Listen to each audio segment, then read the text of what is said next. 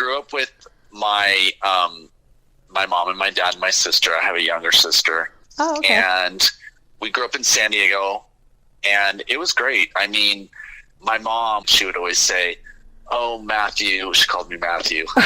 Oh, that's cute. Yeah, she would always say, "Oh, can you sing or dance? You know, you have a nice voice." And she would dance with me and stuff like that. So I have some memories of that as a child, you know. Oh, well, so you can sing too, as well as dance. Well, I wouldn't really say that. I would say that I'm a dancer that sings. Okay. That's very debatable. But you know, your parents always think that you're great at everything. That is very true. That is very true. They always think that, oh, you're going to win an Oscar or something like that. Like, yeah, I get it. But like San Diego must have been beautiful to be raised in. I mean, it's beautiful now. Yeah, San Diego is a beautiful place, and I still love San Diego. My family still lives there, so I'll go visit them, and you know, it's a beach town. Yeah, exactly. So what kind of student were you in school? Were you the popular? Yeah, what kind of student? Were you the popular kid? Were you kind of nerdy? Were you quiet? Like, yeah, what kind of student? Oh, it's funny you said that because I was all of those things. You know, I was very, very shy and quiet. I was the kind of person that would sit in the back of the room and I would like observe. I mean, I still do this, but even more so then I would observe everybody before I would trust them. So then when I got older, that sort of changed. I think it was like that through junior high. And then when I got into high school, I was pretty outgoing. I was popular and I was nerdy and I was shy and I was outgoing. I was all those things you said. So, but high school though, at this point, you were Matt with the body by this time, I'm thinking. No. Not yet. No, that didn't happen until my 20s. I was very skinny in school. I was the skinny nerd, I would call myself. Okay, so you're the skinny nerd. I mean, I didn't have glasses or anything, but yeah, I can really, I mean, some of the clothing choices and hair choices was not so appealing. I know, we look back at the pictures and go, what was I thinking? Yeah, for sure. So, what sparked your interest in dancing? So, I've said this before. I think when I spoke with you before, Michael and Janet really kicked it off for me. I mean, you know, like I would always look at entertainers and I would be interested in performance and stuff like that. But specifically dance, Michael and Janet that did it. So once you were interested in it, and you knew that was what you wanted to do, how did you prepare yourself for it? So I started out street dancing and all that stuff. But for me, I said, okay, if you're going to do this, you've got to have training. And if you're going to have training, you know, that's going to be a lot of money. And I didn't have money. My family didn't have money. And so it was like, I'm going to have a game plan. What my game plan was, I'm going to go try to get a scholarship in Los Angeles at a really reputable studio. So somebody told me that the Edge, which used to be Dupre's, was having a scholarship. And it was all some of the best people in the town that were going to train you. And so I said, okay, well, if I can get a scholarship and I can get my classes paid for, then I can pursue my dream. Because if you can't take the classes that you need to get the technique that you need, then your dream's not going to work. I had to have a game plan. So my game plan was get the classes paid for, then move to Los Angeles. And so obviously you got that scholarship? Oh, wow. I auditioned, and I was one of, I think it was 3 or 4 guys that was chosen. And that was a funny audition because I didn't know anything. I was just so clueless, but I just put one foot in front of the other. I was incredibly naive, and I just put one foot in front of the other, and I said, you just do it. Right. So was this at the end of high school or during high school? Like, what time period was this at this point? Well, actually, this was in 1990, and I was 21. Okay, so you're out of high school. I had already done a show in San Diego professionally, so I had a little bit of experience, but not really much. And I had a little bit of training, but it wasn't real good training. So in 91, you got a scholarship to train, and then how long was it before you were dancing professionally? And it seemed like soon after you were actually on the road working professionally. Yeah. Yeah, I was actually, so in 1990, I got the scholarship, and I was on that scholarship for a year and a half. Mm-hmm. And that's a really long time. And the reason why it was so long was because I came up there and I had a lot less training than the other dancers that were chosen. Mm-hmm. And so I had to work really hard to get up to, a higher level that everyone else was at. So I was on that until 91. And before I had finished the scholarship, I had already gotten a job. That was in 91. Oh, wow. And then it was like later on, my inspirations became the dancers. And I started to pay attention more to choreographers. A big inspiration to me as far as dancing was Gene Kelly.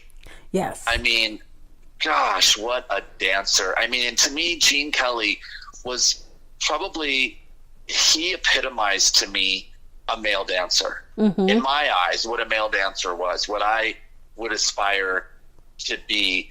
Like, he was versatile, he was a great performer, he was technical, he had style, he was masculine, mm-hmm. he was good looking, he had all of the elements. And then there was Bob Fosse. Right. And I liked Bob Fosse as a choreographer. He was really great at what he did. Although he played up a lot that he wasn't this technical dancer, which I don't agree with, mm-hmm. because I've seen him dance in his stuff and he was very technical and he was really great. But, he played up on the fact that, his legs were turned in and stuff. So it made his style different. Mm-hmm. And I thought he was a fantastic dancer, but I really liked him as a choreographer. The other people that inspired me a lot as we kept going down the line was Barry Lather and Anthony Thomas. Barry Lather has choreographed for a lot of people. I've worked for him a lot. He danced and choreographed for Janet in the early days. Mm-hmm. Choreographed for a lot of people in the 80s and 90s, and still does.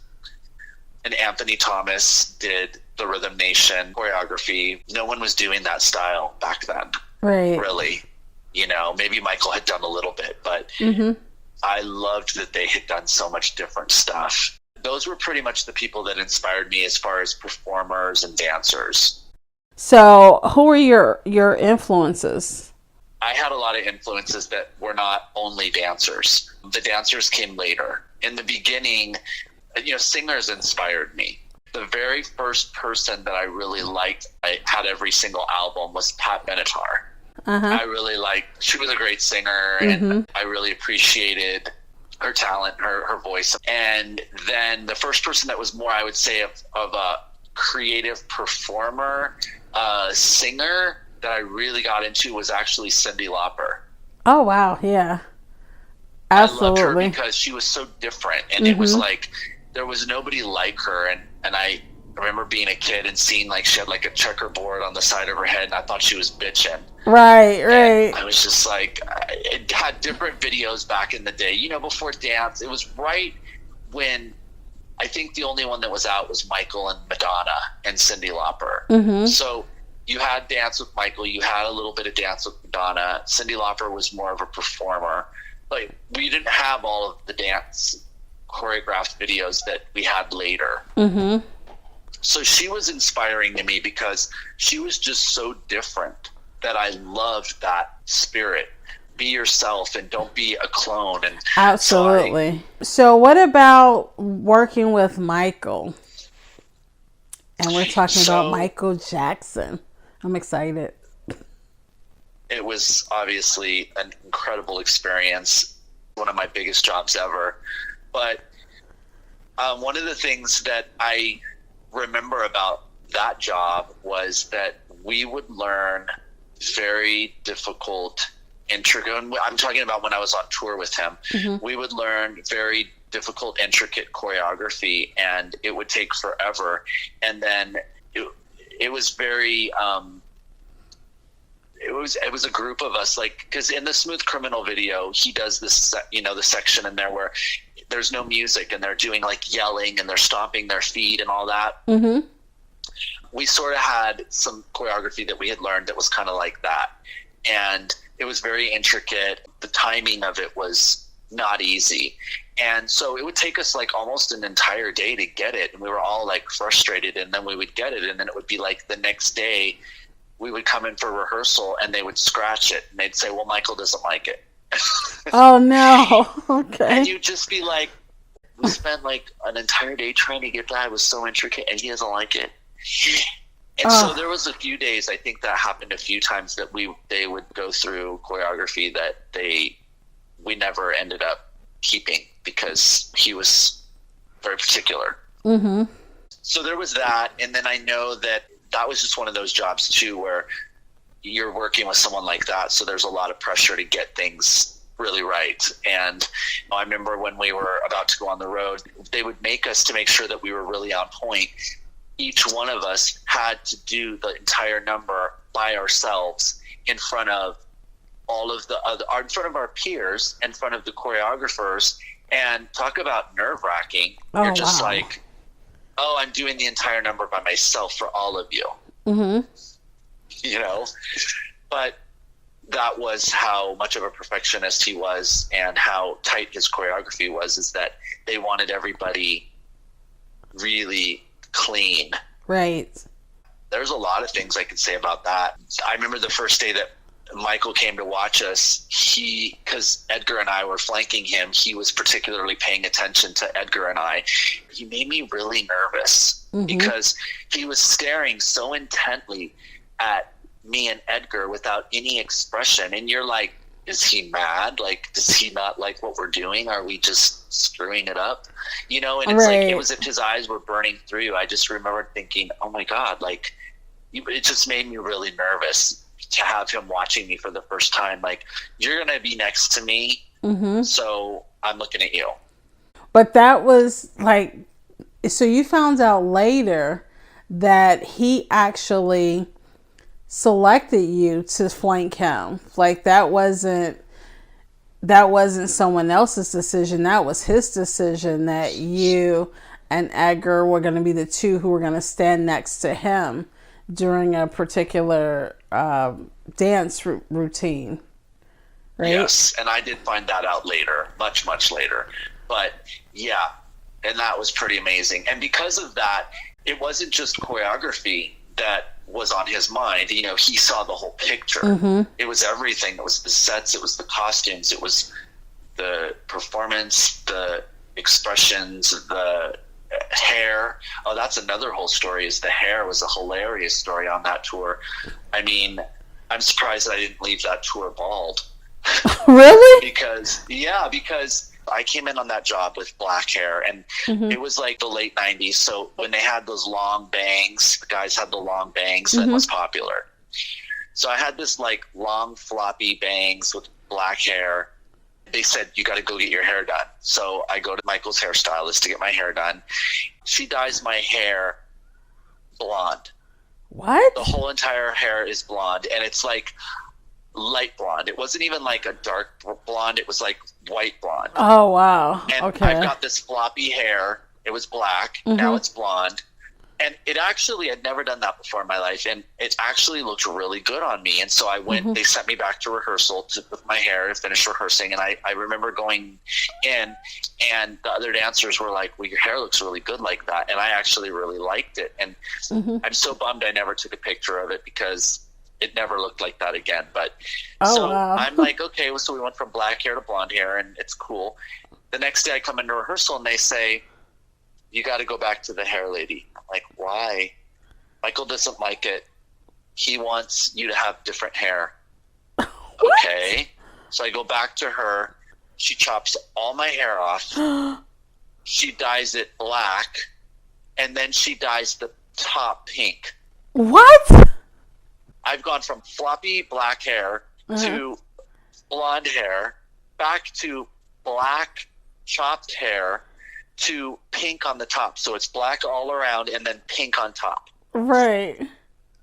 So I swear after that job, and that's what he wanted. He liked the dynamic look of the people that were next to him. So it was, Edgar had like, I think it was red fire hair, and then I had the pink and black.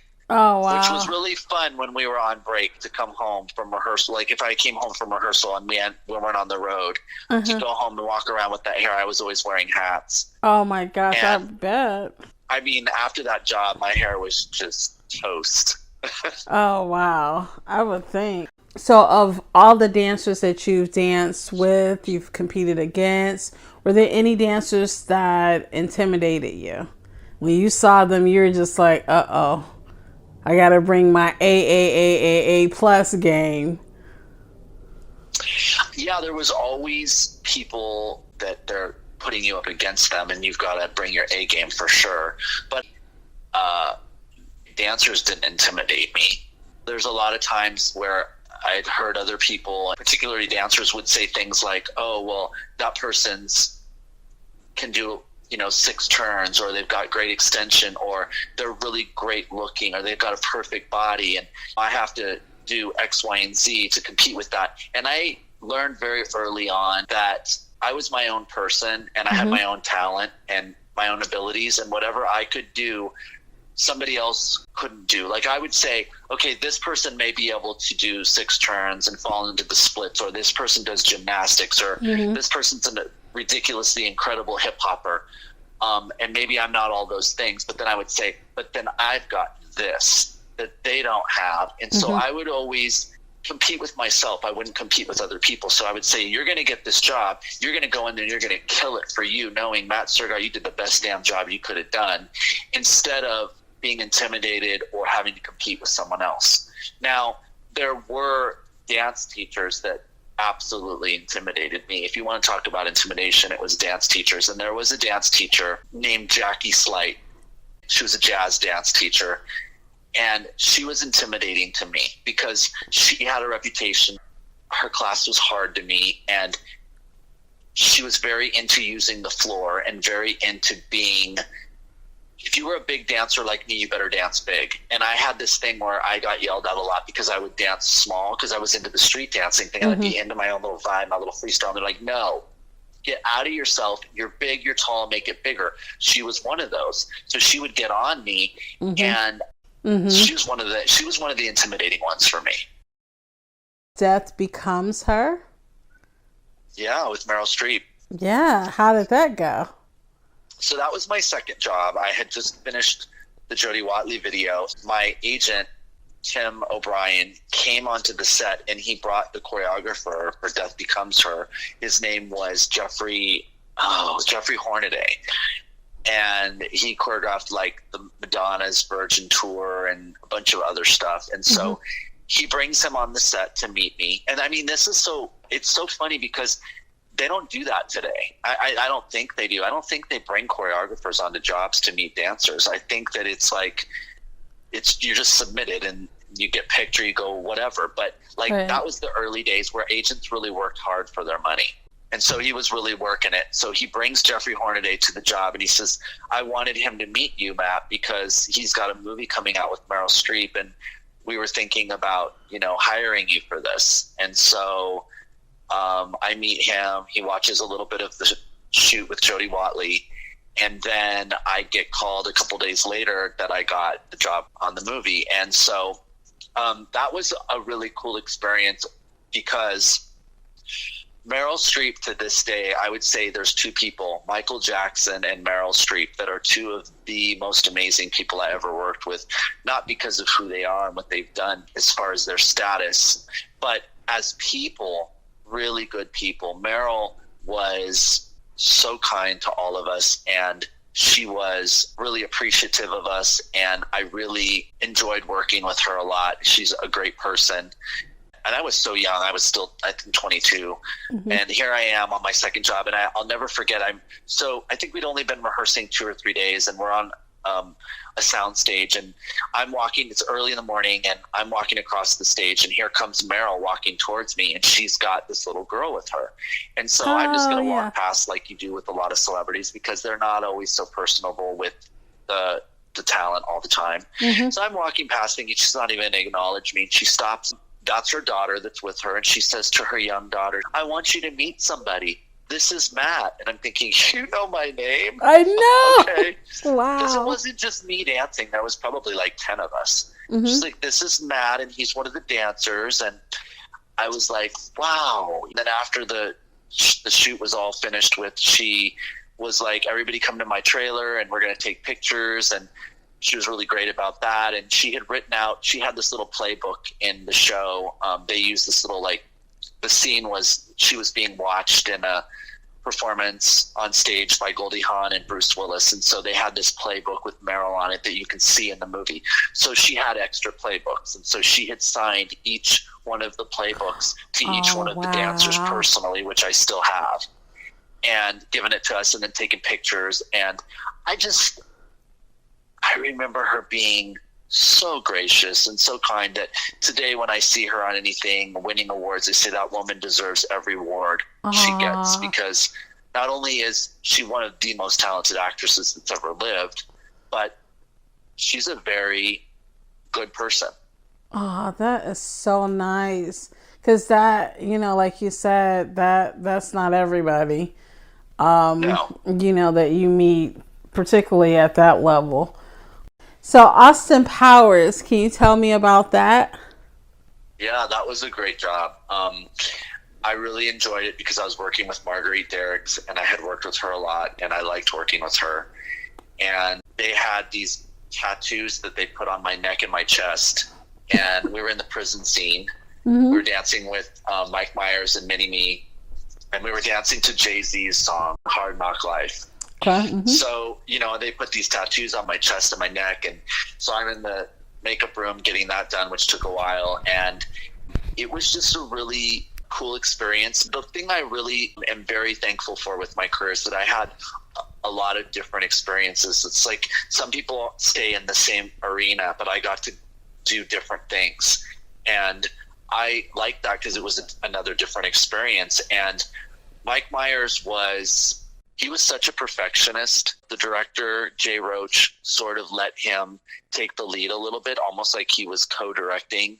We did our dance scene. If you look at the DVD, the special features, there's a lot of extra stuff with me in it because we had a lot of outtakes in there where it was just reactionary to things that he would say. And he loved, talk about a jokester, he loved to, have the camera on you while he's behind the camera and all you hear is his voice delivering the lines. He loved to deliver a line and try to make you crack your character because we were in prison, so clearly we're trying to be all hard and serious. Right. And he wanted to make everybody laugh. And so that wasn't like this big actor, So it's like I'm on this job. You can clearly see me in the scene. I'm trying to be all hard. And he's sitting back there like licking his fingers and putting them on his nipples and like trying to make us laugh. And I'm just like, oh my God, like he's trying so hard to make us crack. It was really fun, but it was really difficult to stay in character. That's pretty crazy. That's pretty fun.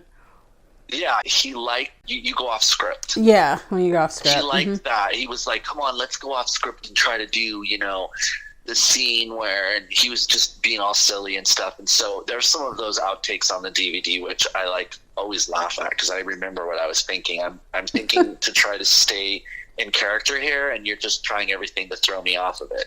So when you were auditioning, were there any creepy circumstances? Because you're a good looking guy. So did like producers or talent or people like that try to hit on you, both guy and girl? So you mean sort of like in essence like a Me Too circumstance? Exactly, a Me Too. Yeah, I mean, yes and no. I think that it varies on the level of that type of stuff. And I want to say that a lot of performers have dealt with that in the industry. Yes, I did but it was not from choreographers and it was never from producers or directors. But with me, it was mainly makeup artists, costume people, and a lot of photographers. I can say there was a couple experiences that come to mind. There was, I won't name the artist, but I was touring with a very huge artist, and there was a photographer that was shooting that tour, and it was actually a man, and he would come into the dressing room and he would like be shooting. I mean, I thought he was, I didn't know why he was in there, but I guess he was shooting me when I was changing. I didn't know that. And a couple of the dancers in the show with me knew what was going on, and they were like, they stuck up for me. They're like, get out of here. We know you're in here. You know, you're taking pictures of Matt or whatever. So I had that experience. And I mean, there was various experiences, but that was one that I remember, you know, whether it was a woman or a man, I would always be like, I would be polite about it. But so, yeah, I have had those experiences. But you have to fight for yourself. You have to stick up for yourself is what I learned really early in the business, is that it's definitely a fight for yourself business. Because if you don't, who's going to? Exactly. Lots of people, as we've seen in many stories through entertainment, get taken advantage of. So you got to learn how to fight for yourself and protect yourself. So how do you maintain a relationship when you're a professional dancer? You mean like a romantic one? Yeah, like a romance. Even friendships, though. Yeah, both. Well, as far as romantic, you have girlfriends that are dancers. You know, I'm attracted to people that are talented. Talent's one of the things that is very attractive to me. And so I naturally was with a lot of performers. My ex-wife was a professional singer, and a lot of my girlfriends were dancers. So I was with a lot of dancers, because when you are an entertainer, people that are not entertainers, not all of them, but a lot of them don't understand what goes with that. When you were in high school, you have a treasured friend who's very supportive. Can you tell me about this person? When I was in high school, I had never danced or anything. I'd never taken any classes. And I came across this young lady. Her name was Camille Salave. She was Hawaiian and Filipino, and she was a singer and she was a dancer. She was basically a street dancer. She was, you know, hanging out. She was popping and breaking, and she was, back in the day when they would battle people, she would be in the clubs battling people. And but she did stuff on stage, and she was great on stage. She was a great performer too. And so she was basically hanging out with crews. I think she was like in a crew in Southeast San Diego. And so, of course, she caught my eye, and I was like, who's that? I had a little crush. And so I just always knew she was like around school, she was kind of like the dancer in school that everybody knew that she could, I mean, she kind of could do everything. She was playing sports and all that, but I had this little crush on her, and she was dancing and doing shows and singing. And so I thought, okay, I want to learn how to dance, and I want to learn how to pop and lock. And so I'm going to go to her, and I'm going to try and learn. And so that was my first person ever that introduced dance to me. And so I would hang out with her at school, and I would say, show me that.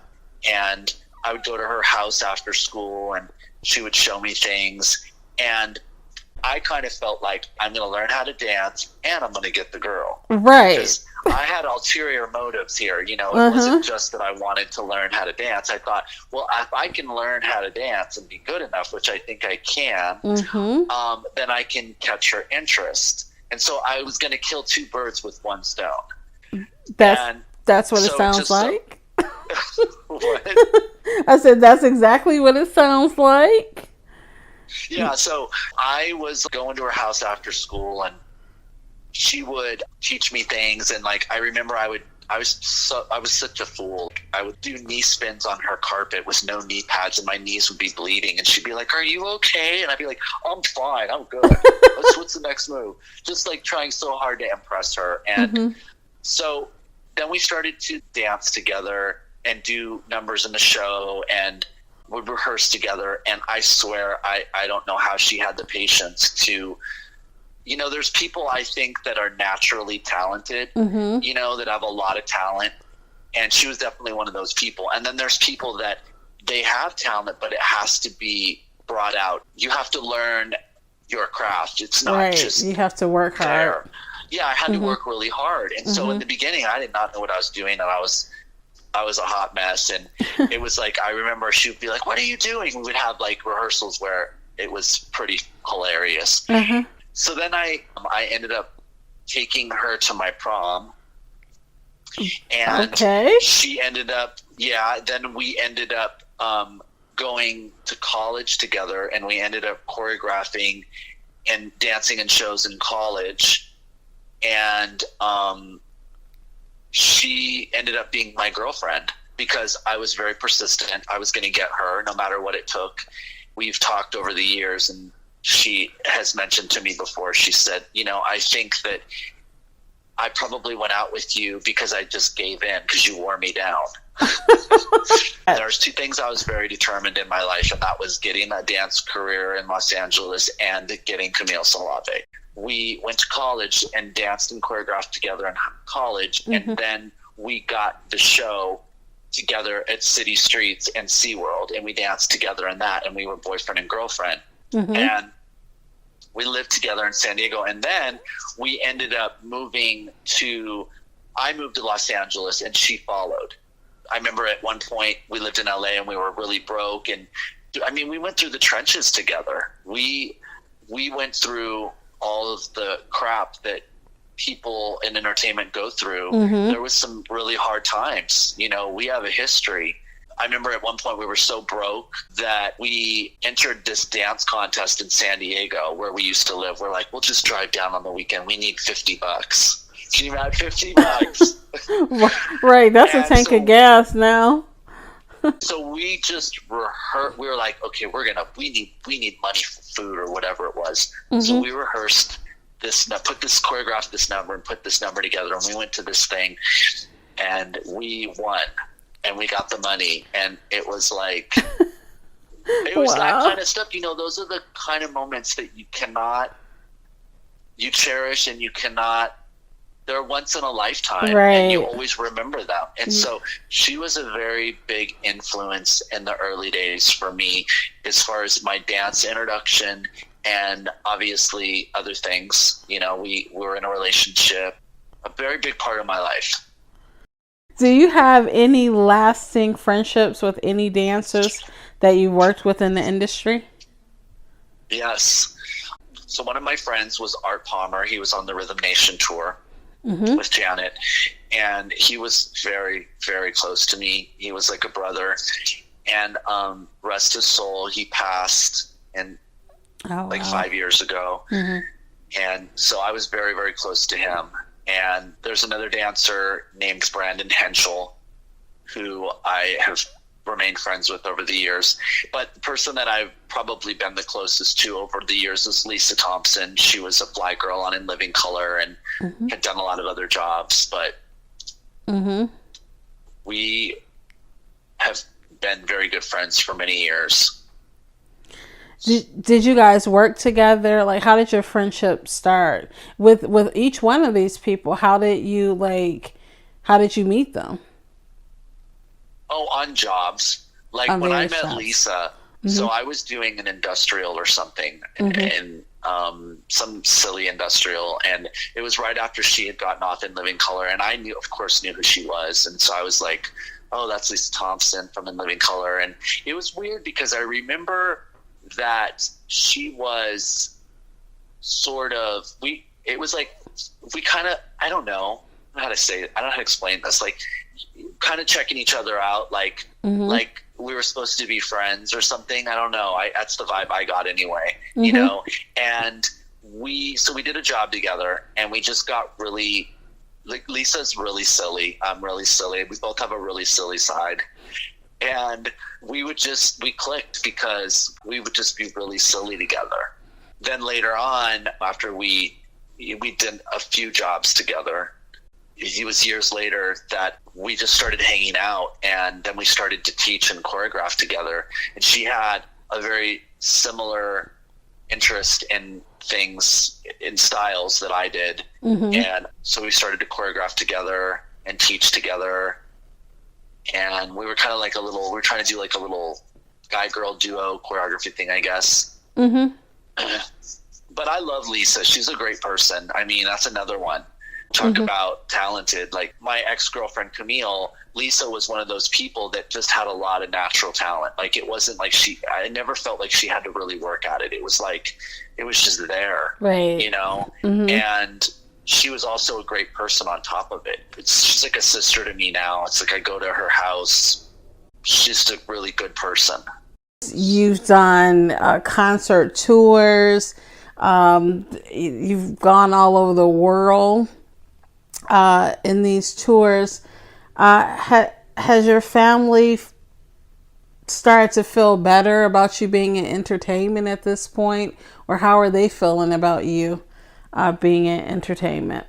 Like I said before, my dad was not really, you know, he wanted me to be like a police officer like him, or a firefighter, or you know, in the military or something. And that just wasn't what I was going to do. I had my journey, and my journey was mine. And so he was never really, he was never really supportive.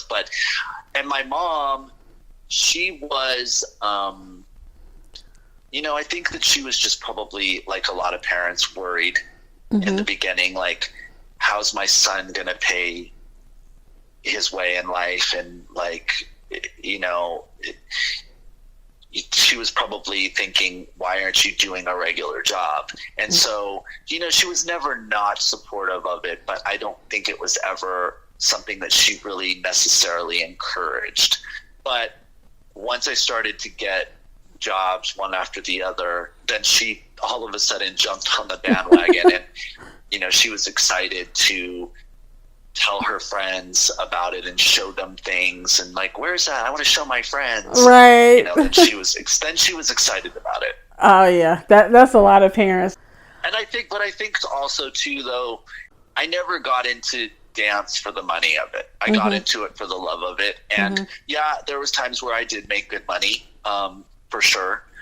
But there was also times that I didn't. And I never came out of that being rich like these celebrities. But for me, it was never about that. It was about being true to myself and my passion and my love of what I wanted to do. You know, like I said, everybody's got a journey. Right. And that was my journey. It's funny because I will talk to other people in life that either were entertainers like me, or they were not, but they wanted to be. And a lot of them will say, you know, I wanted to do that, but my parents wanted me to do this, or I did that and then I got out because my parents. And I always, you know, I could not relate to those people, because I felt like, even though I understand that as a parent, I understand that that is something that parents will worry about. My journey is my journey, and I never felt like I had to explain my journey to anybody, because that's not your journey, it's my journey. I don't have to explain my journey to you. Now that you're retired, have you come out of retirement? So the average, you know, retirement age is, I would like 25. And don't you know? No. Maybe like back in the 60s or something. I don't know. Okay. Like now, dancers are dancing well into their 40s and 50s. So what is different for you today with dance? Where is it in your life? To lead into that, I sort of have a little bit of a deep story that kind of gets me there. That's an interesting thing that happened to me. So I stopped dancing and stopped working as a dancer in like 2008. I think I did my last job. I think I did the Emmys or something. And I had stopped. And then I met this girl, and it was my ex-wife, and we're in this really serious relationship. And so I started training as a trainer. I had a own little training business, and I was doing that full time, and I completely stopped dancing. And then it got to, I think it was like 5 or 6 years I didn't dance at all. And then I was going through a really tough time in my life, and I was depressed, and I just stopped working out too. And I didn't have my fitness business any longer. So here I am, I'm not working out, which is something I had done my whole life. I mean, this is aside from dance training and dancing. I also was always physically working out, trying to be fit alongside with the dancing. So now I'm not working out. I'm not eating right. I'm not dancing. And this had been like 4 or 5 years, like unheard of for me. Never done that. So I got into a really dark place, and I was going through some stuff, and I was really, really not in a good spot. And so basically, I think it was around, I want to say 2015, I wanted to go I said, let me go take a dance class. I missed that so much. And so I went to the Millennium. Let me go back to my roots. Let me go take a locking class, because I love locking. So I went, they had a locking class, and one of the original lockers was teaching there. And so I went and I took class, and there wasn't a lot of people, and I just loved it so much. And it was like I could breathe again. You know, I could breathe again. And at the end of the class, the teacher did something that he doesn't usually do, where they don't usually do. And he went up to each person and kind of gave them like a personal, this is what you should work on, and this is what, you know, whatever. And when he got to me, he smiled and he said, and you, he goes, you're special. You really love to dance. And I said, I do. I go, it's in my soul, it's in my heart. And he goes, and you can really tell. And it was just like, I don't know, that whole experience with him talking to me and me being back in class after I hadn't been for 5 years and I was in a difficult spot in my life, it did wonders for me. And I remember it was like, I kind of used that moment in my life as my life dance saved my life moment, because, you know, up until then, it sort of like, it literally saved my life. I felt worthy again. I felt like, you know, I'm doing what I'm good at again. And it was so important to me, that moment. And it's like, because dance had become, at that point, it was a job. At the end, it became a job for me. And now it was like, I started to love it again. And so that kind of leads me into your question, which is, where are you at with it in the last few years? And that is that I just started to love it again. And, you know, in the last 5 to 6 years, I've been doing choreography. I've been teaching at studios, and, you know, a lot of stuff by myself, stuff with Lisa Thompson. And it's in the last few years, I'd say it's become so much more about characters and like the point of view and stuff like that, versus in the performances, versus just before it was always all about the choreography. And so that's kind of where it's led me, is I really like to create sort of like a storyline of somebody's life, and I might do something happy, or I might do something sad, or I might do something that's just a message about everybody loving each other or something like that. Now I'm back to where I started with it, how I really loved it. Whereas sometimes you can kind of lose your way. It kind of came full circle for me. So you've gotten back to the feeling, like you're back to wanting to impart a certain feeling with your audience in your performance, right? Correct. Yeah. It's like, I know I'm back to truly enjoying it and knowing why I started it in the first place and why I love it. And I don't think that I'll ever stop. I see those silly Facebook videos online with the old man dancing in the kitchen, and everybody's like, look at grandpa getting it. Right. It's like, I'm probably going to be that person, because I don't ever see myself to stop dancing. It's just, I've always believed that dancing isn't something I do, it's something I am. Being an artist isn't something that I do, it's something I am. It's a part of me. I'm not going to ever stop.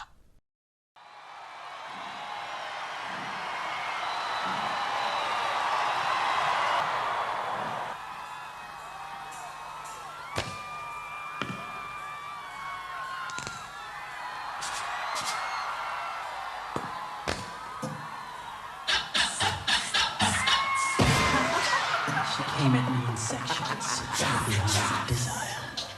I felt trapped. Break it down.